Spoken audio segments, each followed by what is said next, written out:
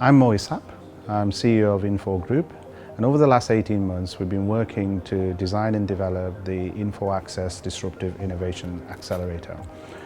With the support of our partners, BAE Systems, NatWest, Amazon Web Services, Vodafone and many others, we've been able to bring the most unique accelerator program to our manufacturing clients from across the Northwest to help them understand the opportunity digital transformation can bring, but more importantly, can empower their future leaders with the skills to drive the business forward. The vision for us is we want to be leaders globally in Industry 4, to create pioneers and to future-proof the jobs of the future for our future talent to access and have the skills to succeed in every single region in the UK. So we've started in Greater Manchester and Lancashire, and our plan is that we will be coming into a region across the country and establishing the In4 Accelerator, working collaboratively and bringing the opportunity to businesses in each region.